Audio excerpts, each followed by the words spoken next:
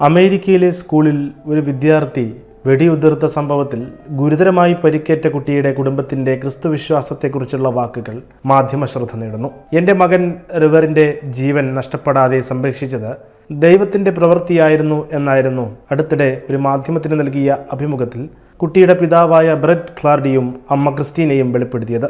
കഴിഞ്ഞ വർഷം December 16-നായിരുന്നു 15-കാരനായ Natalie റുപ്നോ സ്കൂളിൽ വെടിയുതിർത്തത്. ആക്രമണത്തിൽ ഒരു അധ്യാപികയും ഒരു വിദ്യാർത്ഥിയും കൊല്ലപ്പെട്ടു. 6 വിദ്യാർത്ഥികൾക്ക് പരിക്കേറ്റിരുന്നു. അതിൽ 2 കുട്ടികളുടെ നില ഗുരുതരമായിരുന്നു. അതിൽ റിവറും ഉൾപ്പെട്ടിരുന്നു.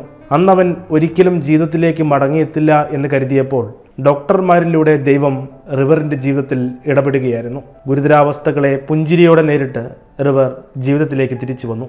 അവനെ ചികിത്സിക്കുന്ന ആശുപത്രിയിലെ പീഡിയാട്രിക് ട്രോമ കെയറിന്റെ medical director doctor Adam Brigman പറഞ്ഞത് ഇങ്ങനെയായിരുന്നു: കഴിഞ്ഞ 6 വർഷത്തിനിടെ ഈ ആശുപത്രിയിൽ വന്ന ഏറ്റവും ഗുരുതരാവസ്ഥയിലെത്തിയ ഒരു കുട്ടിയായിരുന്നു റിവർ.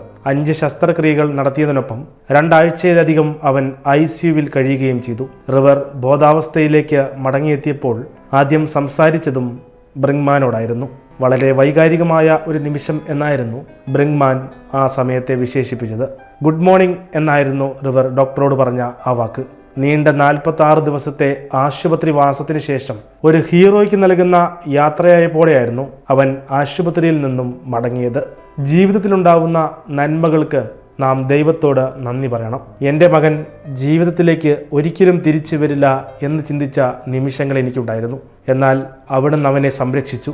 ദൈവത്തിൻ്റെ പ്രവൃത്തിയും അവിടുന്ന് ഡോക്ടർമാരിലൂടെ പ്രവർത്തിച്ചതിനും ഞാൻ നന്ദി പറയുന്നു, റിവറിൻ്റെ അമ്മ ക്രിസ്റ്റീന പറഞ്ഞു.